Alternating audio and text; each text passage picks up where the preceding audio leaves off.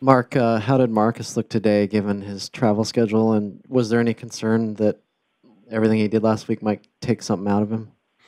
No, there were. I mean, there wasn't. I wouldn't say any level of concern. I think he was probably more excited than anybody to just be back in his native habitat. Be out on the football field and do what he loves best, being with his teammates and like we said last week, great distractions. Right side, AJ. Coach, obviously you've got a few weeks until the game. When do you start implementing the game plan for Florida State? We have a little bit in the last couple of days, and basically today and yesterday we kind of did, in football terms, kind of a glorified long Monday. Got a little bit more work than we would with the threes and the assorted young guys yesterday and today. Tomorrow is going to be a total game plan focused mental day. We're not going to do anything physically, but we're going to have meetings, walkthroughs, all that kind of stuff. Do some logistical things, whether it's just all the things that go along with the bowl, credentials and all that kind of all that exciting stuff. And then from there, it will be basically game week here, 4 days off for Christmas, game week plus really 2 bonus days down there, and ramp up to game time. Front right, Dad. Mark, not to get too introspective, but are there ways that you have evolved as a head coach during this season, or certain things that you've been able to implement personally as you've gone along here and in your time here? I think we've evolved as a program, and that's probably more important than any one individual. We all want to change for the better, that to then by virtue make the program better. I think our performance team, our medical people, our strength and conditioning coaches, our sports science people have done a fantastic job this year of managing a bunch of things, thinking long term, and again, hopefully, if I'm doing something a second time, I'm doing it better as well. Right here, Jason, quick. Kind of along those lines, it seems like the seminal moment of the season was that practice after the Arizona loss. Pun or no pun intended? It's a seminal moment. Different. I see spelling. what you're saying. Yeah. Yeah. And you've talked about how it was important that the kids came and didn't point fingers and all that. But I'm wondering, what was that process like for you before that practice from the end of the Arizona game? Because certainly from the outside, you got a lot of criticism and a lot of eyes were on you. What process did you go through to get you to that practice where you addressed the team? I think we addressed it immediately after the game in the locker room, just in terms of what are we going to do now, and it wasn't anything. I don't know. Maybe ask the players. I don't remember anything too extravagant. I think we believe so much in what we're doing. There's a bounce here, a play there that doesn't go your way, and you lose to a top 5, top 10 team. That happens. But I think the biggest thing of all is like you said, not only the players not pointing fingers, but a lot of times, in football, the coach says, "Hey, Jason, you should have done this. You should have done this." And that never happened. It's we need to do this, we need to do that, and I think across the board in every phase, our program is a program. We're a team, and that's important. When we've gone through some of the things we've gone through. One of the things the players did say that resonated was you getting up and taking ownership and saying, "Hey, I could do this better, or I could have done that better." Was that just your style, or was that kind of?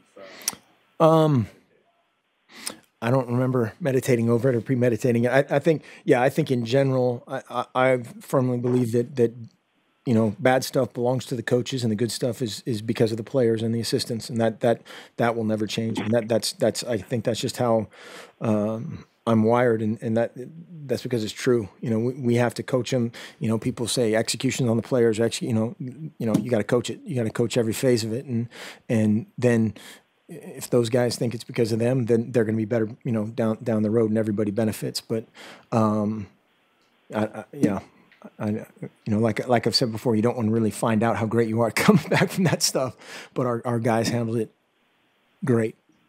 You're Steven, second row. Mark, how would you describe the personality of the senior class? The personality of the senior class. This is a great, it's funny when you're on a team and you're in a team, like you're kind of in the deal, in the fold right now, you don't really think of seniors and, it's just kind of everybody's, it's the 2014, group, it's the 2015 group.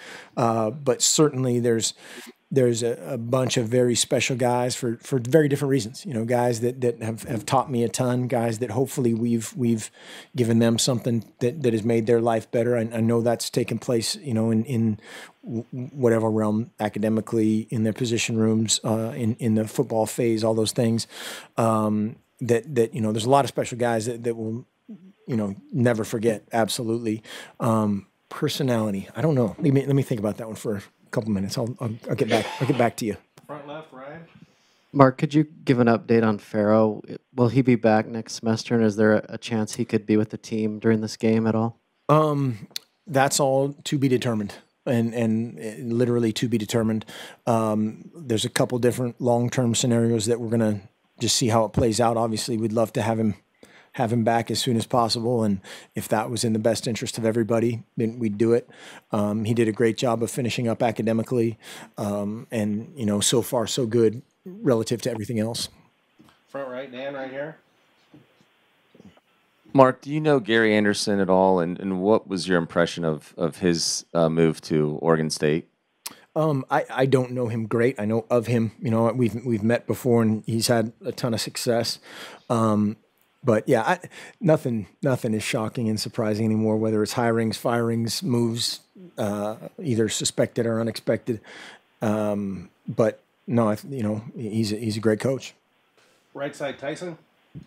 This obviously varies probably by a case-by-case basis, but with when you have junior college guys coming into the program, what sort of transition do you see usually from them from their first year to the second year? I'm kind of talking like Joe Walker. Mm-hmm. Yeah, it absolutely. You hit it right on the head of the first part. It's total case by case. You saw a kid like Kyle Long comes in and has a little bit more experience maybe than Joe in whether it's baseball or otherwise, and comes in and about midway through the season, the guys, ends up being obviously a first round pick.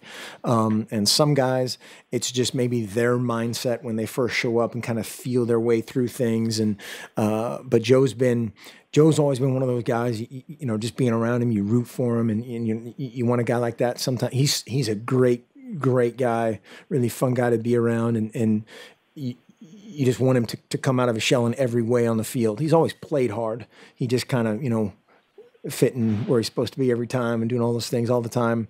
But it just absolutely depends on many, many factors. Second row middle, right here. Jason. Maybe you've already done this, Mark, but I've not heard of it. Can you just sort of give me a scouting report a little bit on Florida State about playing and disrupting their offense, disrupting their quarterback? Then defensively, what are some of the things they try to do relative to what you've seen? And then the third thing is, are you going to try to keep the kicker off the field? Yeah, well, hopefully not field kicking goals. PATs, or field goals.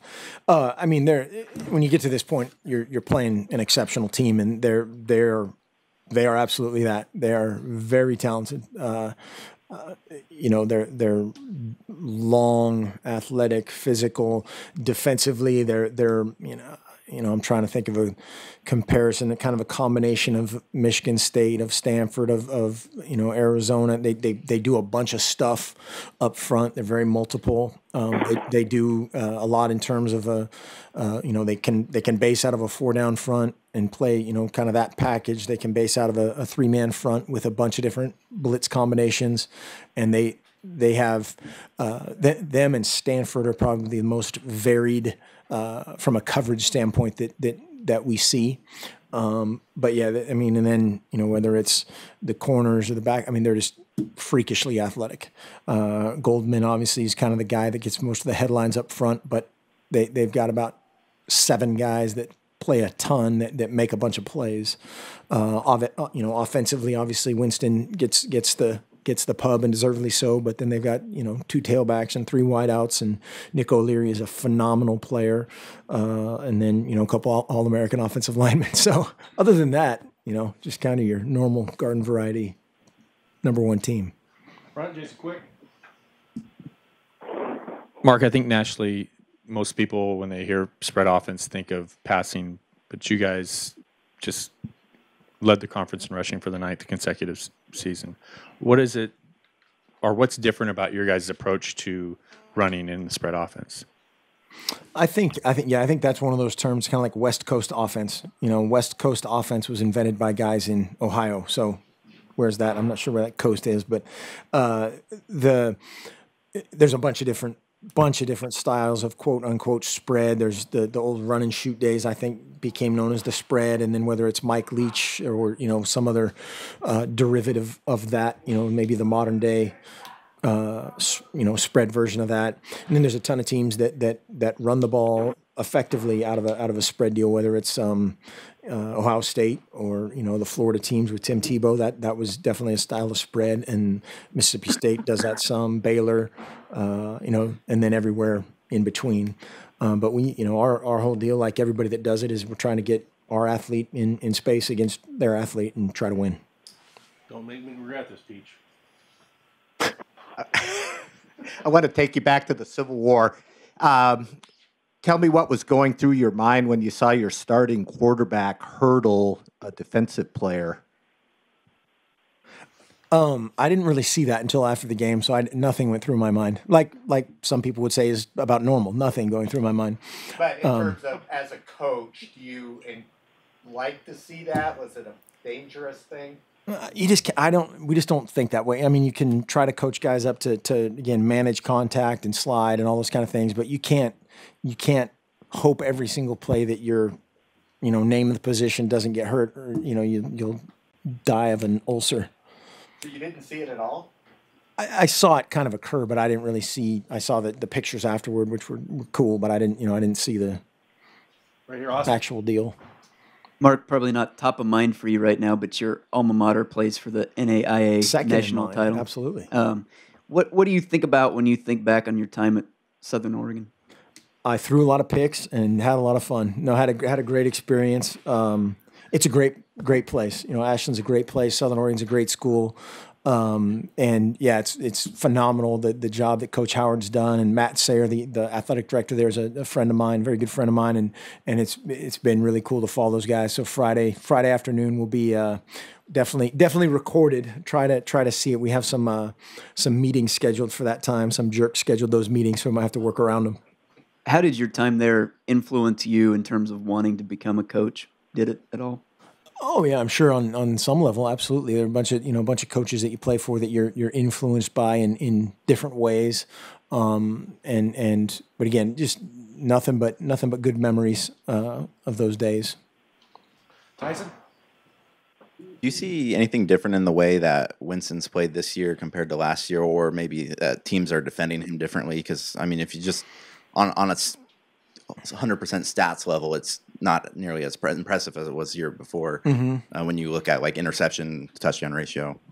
That's one thing you never really know of comparing. Yes, I mean his stats are different.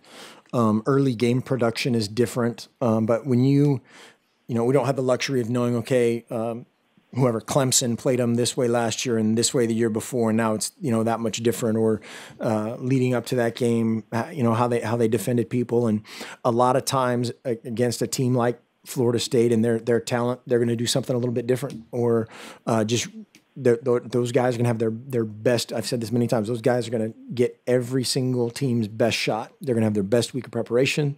They're going to have their most dialed in sense of urgency in meetings. Everything about that week when you're trying to knock off number one and undefeated and 29 straight, people are dialed into that. And I think that's.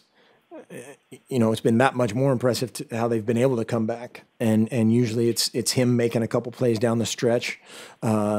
Whether again the wideouts or O'Leary or whoever that he finds in extraordinary fashion. We're gonna go two more, then we're gonna go to the phone. Paul, Hey, Mark. left side. I'm curious how often, if at all, you, the staff, maybe the players, have said the words national championship this year. You talk about that in the preseason at all, or at any point since use those words or discuss that at all? The first meeting of the season, first day. And then I would wager your paycheck on probably never since then. That's Not that much, so you're good. Do you think that's because maybe there's an assumption now at Oregon that Oregon football is always in the chase for national championship? There's no reason to even discuss it or say it because this is now the place where the program has become that every year you'll compete for? I don't know if it's necessarily because of that. I think you state your goals, you talk about your goals, and then you forget them, and you just dive into the process. You be 100% invested in the process, and then that other part way down there has a chance of happening. If we just sit around and talk about winning the lottery, we're going to be spending a lot of money on burnt tickets. But if we go to work and have a possibility of making that happen, it might. AJ on the right. Coach, you mentioned earlier, obviously, very talented on both sides of the ball for Florida State. How do you equate the talent level that you've seen all year in the Pac-12 versus what you expect to see in the Rose Bowl? That's a great question. That's one of those things that you watch film, and we had a couple. Stanford played Notre Dame. A couple of the teams played Notre Dame. So you do kind of that cross. Okay, these teams, they kind of look like this against these guys, and kind of look like these against these guys, but they're extremely talented. I mean, it's Florida State. Those guys are in a hotbed of recruiting talent and have done a phenomenal job of recruiting for a long, long time. Their speed, athleticism jumps right out at you on offense and defense, and even more so in special teams. They put their guys in a great position to be athletes. They kind of simplify things, especially on special teams. And I think, again, that's a giant compliment to be able to do something simple and just say, hey, we're better than you. And we're going to outplay you and out-athlete you, out-physical you, whatever the case may be. On the phone, Tim? Tim Trower with the Mail Tribune. Yes. Down here in Medford. How much have you followed SOU this fall or been able to? I've followed them every single week, checking the score. I did not get a chance to watch the snow game before our game, but I saw a couple pictures and a few highlights. But I'm always checking on my Marshfield Pirates and my Raiders. Were you surprised by any of the results? In particular, the semifinals got a little out of hand. Yeah, that was amazing. I heard the score, and what was it, 62-37 or something like that? 62. Right. And a drubbing at that point of the playoffs is very impressive. What kind of interaction, Mark, do you have with Craig Howard, if any? Particularly from a football standpoint. We've met a couple times. Yeah, their staff came up to a game. Can't remember which one this season during their bye week, and we got together with those guys a couple times in the off season. Very very briefly. Unfortunately, he's got a great staff and a great group of guys that have won a lot. Won a lot of games at a bunch of different places. What do you know about Austin Dodge? He's got one or two of your records, I think, but. Yeah, I think he passed those a long time ago.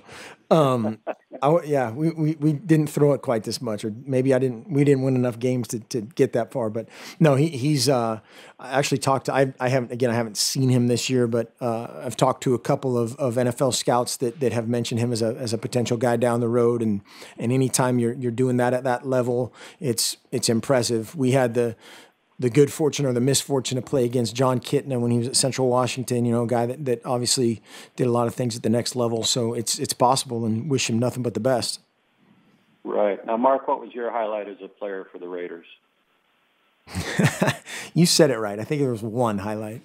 I don't know. Our teammates had an unbelievable group of guys that have still stayed in contact with, and even some Beaver fans that I think we've turned. Okay. All right. Mark, I think that's it for me. I appreciate your time. Sure. One more here. Dan? Mark, I just wanted to ask a recruiting question. What is your process, and what is the criteria for evaluating kickers? We've had a bunch of guys in our camp at various times. Are you saying us or in general? Yeah. We try to see everybody. The negative about kickers in particular is you don't get to put them. Excuse me, I got a little funk going on here. You don't get to put them, in the game-ending situation a bunch, all those kind of things. The pressure cooker as much as you might like to, but we've had the guys in our camp almost without exception, or they've been here as a walk-on and evaluated them that way. Is it the toughest position to evaluate, or? Some people say that. Some people say that just in terms of it's like a golfer almost. It's so mental in terms of the preparation. You never know how much or when or if you're going to be involved, and when you are, it's really important. And so that's one of those things that position probably more so than any other. Although we do a bunch of that stuff with our other guys too. It's mental, psychological development as well as kick it through the yellow Y. Thanks, Coach. All right, thanks.